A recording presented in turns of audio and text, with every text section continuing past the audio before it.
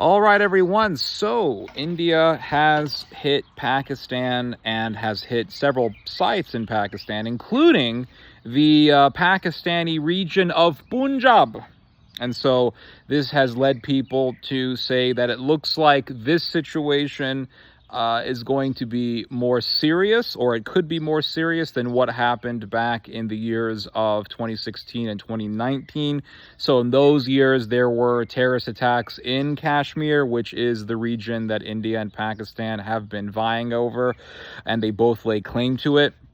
But in those situations, India did do controlled strikes on the Pakistani-controlled areas of Kashmir. This time, India has actually struck Punjab. So they're saying it looks like this could be more serious than what happened back in the past.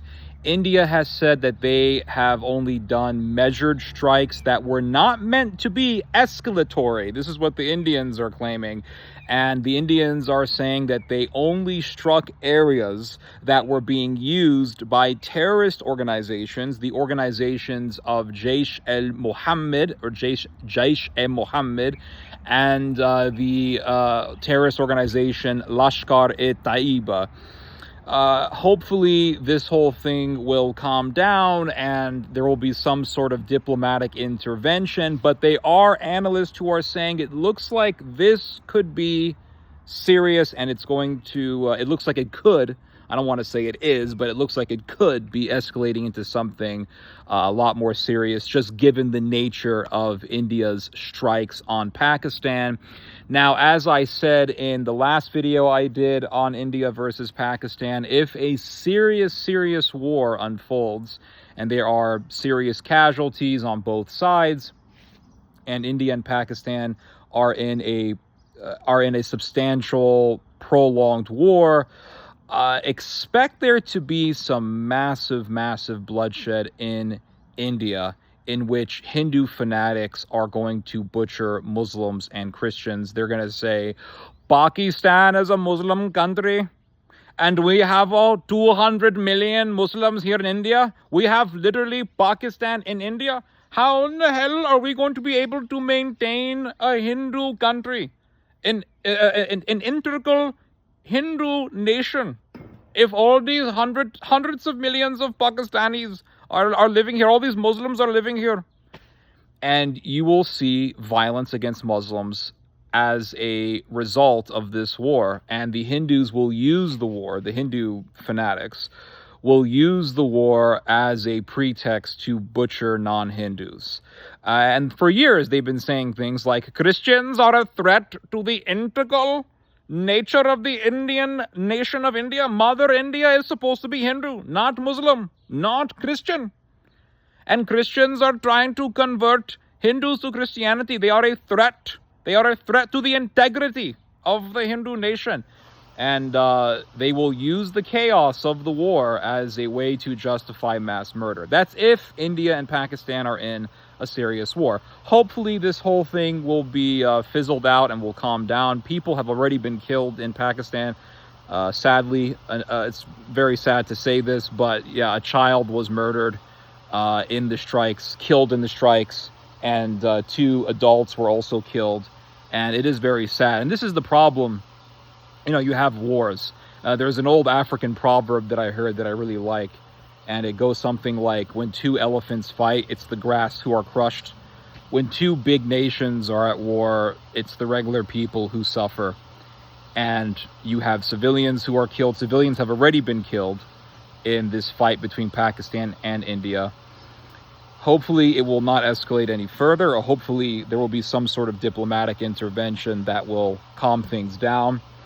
But this bloodshed is inevitable. I mean, these 2 countries, they hate each other. Or they absolutely hate each other. And the bloodshed goes way back. They have a very long history of hating each other. You can go all the way back to 1947, when the British said, okay, you Muslims and Hindus, you hate each other, so we're now going to make a country for Muslims. Call it Pakistan, call it whatever the bloody hell you want.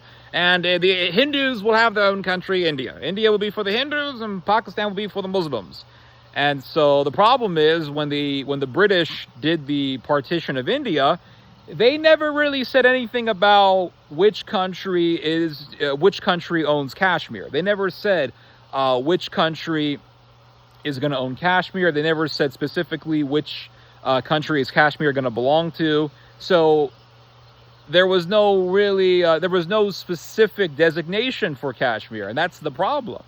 So the Indians say that it belongs to them, and the Pakistanis say it belongs to them, and they've been fighting over it since the beginning of really the partition of India.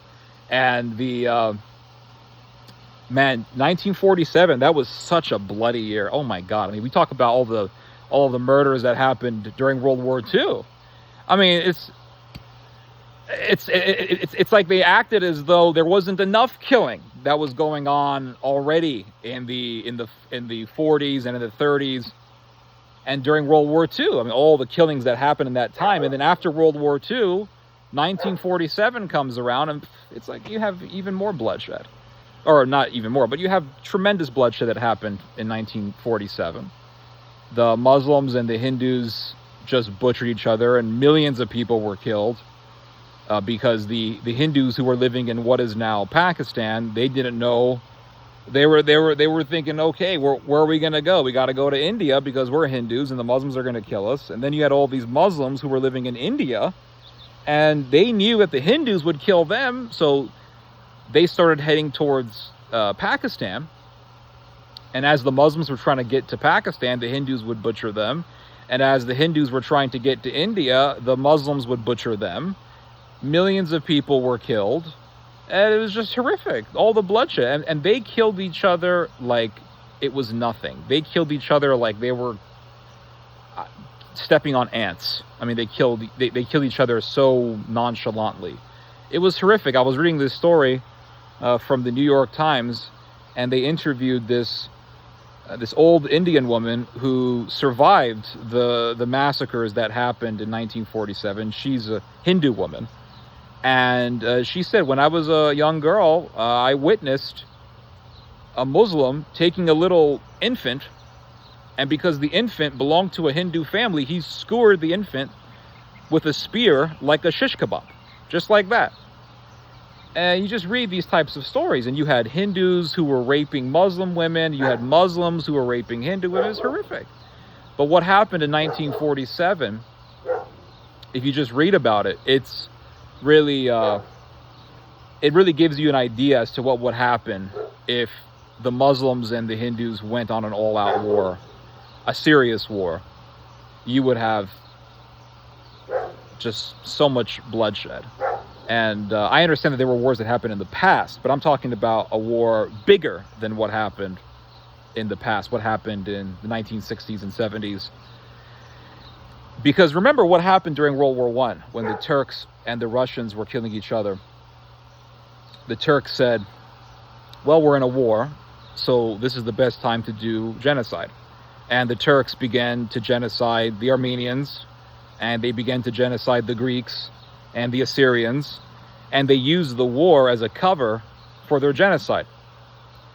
During World War II, the Germans were in a serious war with the Soviets. We all know this, Operation Barbarossa. Millions of people were being killed, millions of casualties on both sides. And the Germans said, okay, we're in this war. It's a serious war, and a lot of people are angry. They're enraged at the communists because we're at war with the communist power. So this is our time to butcher whoever we want. And they did a genocide of the Jews and of the Poles.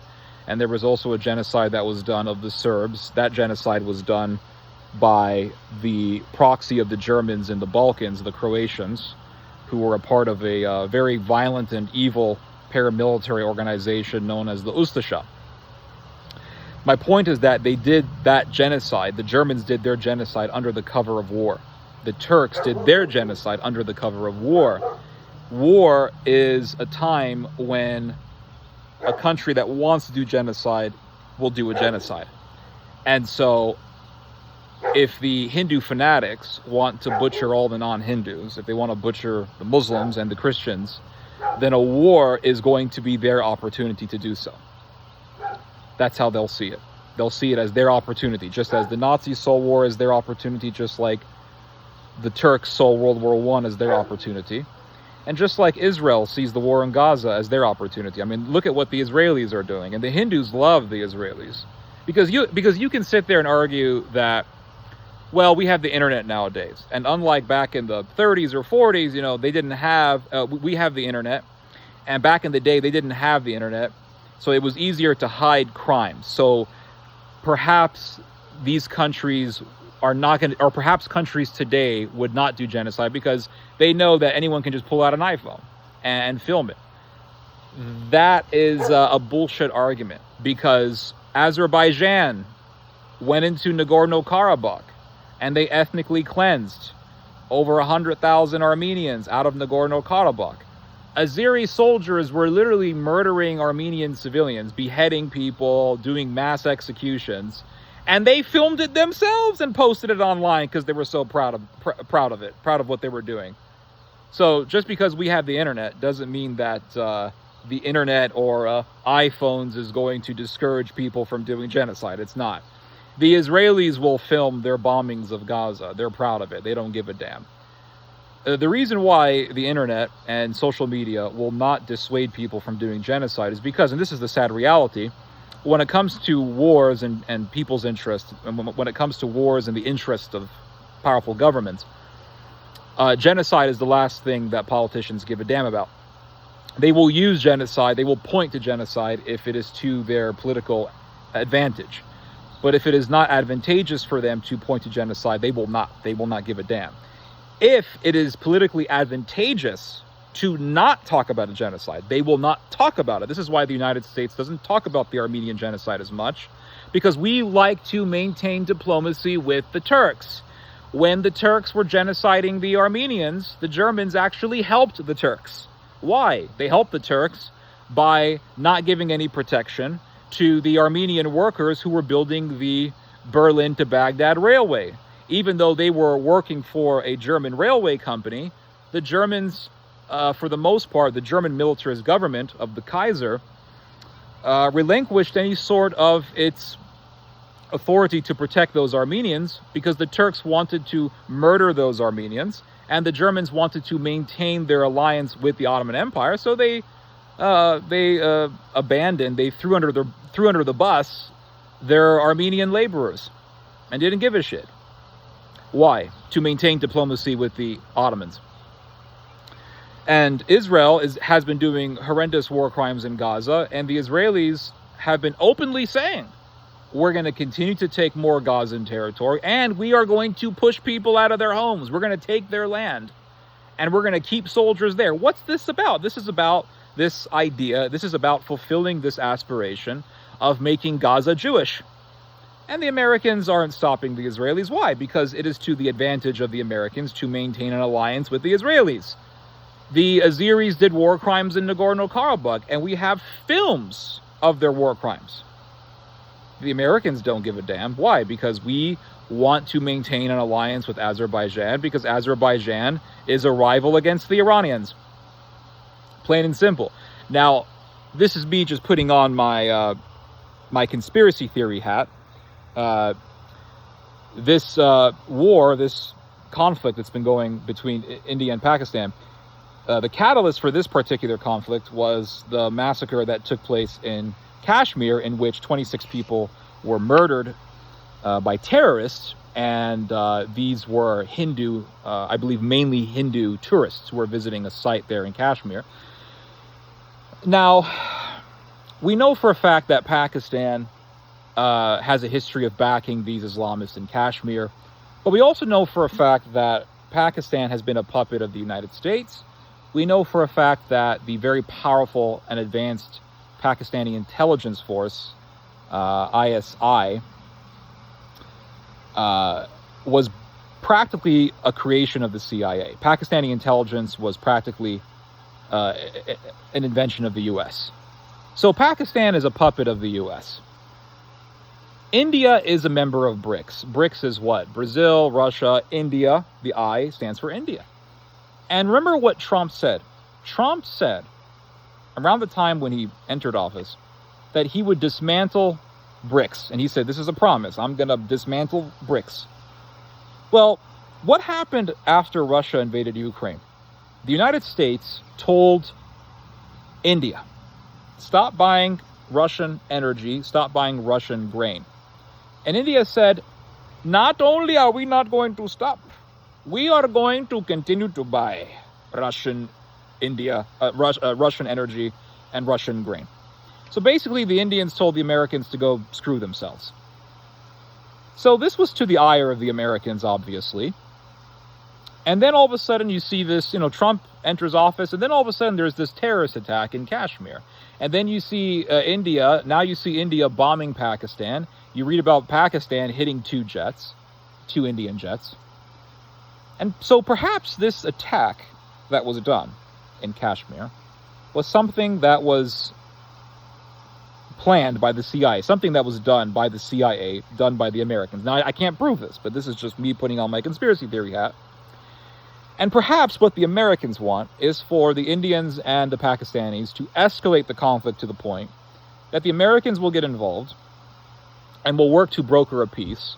And the Americans will say, okay, India, you want us to help you? You got to leave BRICS.